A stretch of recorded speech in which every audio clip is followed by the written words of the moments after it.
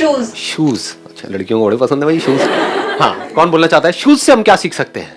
Shoes में laces होते हैं, उसका हम यूज कर सकते हैं रनिंग के टाइम पे, टाइट लेसेस एंड ऑल। सो ऐसे ही एज अ पर्सन हमारे पास एटीट्यूड एंड ऑल बहुत सारे फैक्टर्स होते हैं जिनको हम टाइट और लूज अकॉर्डिंगली करके अपनी लाइफ को बेटर बनाते हैं। क्या बात है, let's give a big hand for him please. भाई साहब मैं क्या करूंगा? हमार क्या होगा? तो हम कैसे अपनी लाइफ की सिचुएशन को हैंडल करूंगा? सर डाउन टू अर्थ रहना, चाहे लाइफ में जितनी भी सक्सेस मिल जाए हमें डाउन टू अर्थ ही रहना है हमेशा। Excellent, let's give a big hand for him. मतलब शूज चाहे महंगा हो चाहे सस्ता हो, सर पे नहीं रहता है, जमीन पे रहता है। ईगो या सक्सेस सर पे नहीं चढ़नी चाहिए। वेरी नाइस, बताइए। जैसे शूज होते हैं वो हमारा हैवी बॉडी वेट कैरी करते हैं, like that in our life अगर कोई भी हैवी सिचुएशन आती है we can carry that, we can handle that. Excellent, let's give a big hand for her. मतलब शूज खुद हल्के होते हैं लेकिन भारी से भारी इंसान की बॉडी के वेट को भी, जो इंसान देखने में वहशी दरिंदे के जैसा होता है, 150 किलो 200 किलो 300 किलो उनके भी वेट को उठा लेते हैं वो हल्के से शूज, है ना।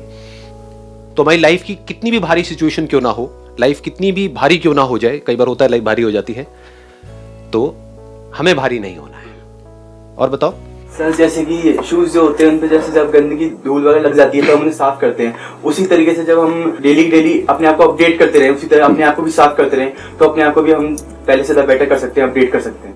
एक क्वेश्चन है जो बहुत लोग पूछ चुके हैं मेरे से कि सर जब आपके सेशन देखते हैं तो बड़ी एनर्जी आ जाती है।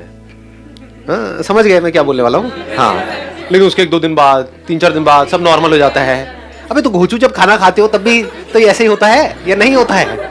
सो दैट मीन्स कि जैसे हम अपनी बॉडी के लिए डेली बहुत कुछ करते हैं, अपने शूज के लिए बहुत कुछ करते हैं, ऐसे ही अपने माइंड के लिए भी हमको रेगुलर कुछ ना कुछ करना बहुत जरूरी है। कभी भी ये क्वेश्चन मत पूछना कि आपका कोई ऐसा सेशन भी है जिसको मैं एक बार देख लूं और मेरा जिंदगी भर के लिए बस उसी स्टेट में मैं बना ही रहूं। इस दुनिया में कुछ भी परमानेंट नहीं है, चेंज होता रहता है ना। जैसे पौधे हैं तो उनको रेगुलर पानी देना पड़ेगा। ये क्वेश्चन नहीं पूछ सकते कि एक बार पानी दिया तो था फिर क्यों सूख गया। डेली कुछ ना कुछ जरूरी है। ऐसे ही जैसे जहां पे डेली सफाई जरूरी है शूज की, ऐसे ही हमारे माइंड की डेली सफाई जरूरी है। वो सफाई कैसे होती है? कुछ अच्छी बातें सुन करके, अच्छी बातें बोल करके, अच्छी बातें देख करके। हाँ आप बोलो। सर लाइक जो पेयर्स होते हैं शूज के वो हमेशा एक साथ रहते हैं, तो ऐसे ही सबके साथ मिलके रहना चाहिए। बहुत अच्छी बात, प्लीज हैव अ सीट। जैसे शूज हैं वो हमेशा पेयर में ही रहते हैं, एक जूते का कोई काम नहीं है। अगर आप मंदिर के बाहर से भी कुछ चुराओगे, एक आ गया तो काम नहीं आएगा। वैसे मैं सच बताऊं, मैं बचपन में ऐसे जुगाड़ करता था। मतलब एक बार मेरे साथ हो गया था, मतलब जूते चोरी हो गए थे, तो मैं क्या करता था, एक जूते को यहाँ उतारता था, एक को वहाँ दूर जा कर ले जा बेटा, एक कौन लेकर के जाएगा। थोड़ा सा आइडिया है। ऐसे ही देखो इंडिया में बड़ा काम आने वाला है आप लोगों को भी, अगर कभी कहीं जाओगे तो कहने का मतलब है जो शूज़ हैं वो पेयर में ही यूजफुल है, एक जूता किसी काम का नहीं है। ऐसे ही लाइफ में अगर हमें कुछ भी करना है तो हम अकेले कुछ नहीं कर सकते। This should be very clear. हम कुछ भी करेंगे, चाहे जॉब करो, बिजनेस करो, कोई रिलेशनशिप है, अकेले कोई रिलेशन नहीं चलता है। ये तो बात है, ये तो बात है। अरे भैया आज किया है, याद दीजिएगा। अकेले कुछ नहीं होता है लाइफ में। प्रॉब्लम कब होती है? जब हमारा मैं बहुत बड़ा हो जाता है। मैं ये, मैं वो, मैं वो लोग हमेशा दुखी मिलेंगे आपको लाइफ में। जो हम बोलेंगे वो कभी भी दुखी नहीं मिलेंगे। अगर एक शू बोले कि मैं ये, मैं वो, मैं मतलब शू बेकार, कचरा। एक अकेला शू मतलब गार्बेज। उसको उठा करके कचरे के डब्बे में डालो, किसी काम का नहीं है। कितना मर्जी महंगा हो, अकेले शू की कोई औकात नहीं है, कोई वैल्यू नहीं है। तो पेयर में चलता है। ऐसे ही जितने आप इस मैं वर्ड को अपनी डिक्शनरी से निकालते चले जाओगे और हम वर्ड को अपनी डिक्शनरी में लगाते चले जाओगे, रिलेशनशिप में तो हम है, फैमिली हम है। मैं नहीं कि मुझे ये ठीक लगता है तुम्हारे लिए, तुम बच्चों मैं बड़ा हूं तो मैं यही करूंगा जो मुझे ठीक लगता है। मैं नहीं। फिर क्या होगा? ऊपर ऊपर से तो रिलेशन बन जाएगा, अंदर से डीपली नहीं बनेगा कभी भी। ये जो रिलेशनशिप में हम हैं, तो इस रिलेशनशिप में रह करके मैं तेरे पे एहसान नहीं कर रहा हूं, ये हम दोनों की जरूरत है। ऐसे अगर हम सोचें तो बड़ा कमाल का कुछ हो सकता है।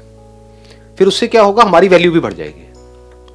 जैसे मैं निकलता है ना हमारी डिक्शनरी में से, तो हमारी वैल्यू बढ़ जाती है। हम में मैं भी आ गया, और जो मैं करते हैं उनको बकरी की तरह हटा दिया, काटते हैं, बकरी को काटते हैं ना। अरे वाह, क्या क्रिएटिविटी है जी, शाबाश, नहीं शाबाश। देखो मैं कौन करते हैं, बकरी, बकरा है ना, तो क्या होता है बकरे की हालत, हलाल हो जाता है, कट जाता है।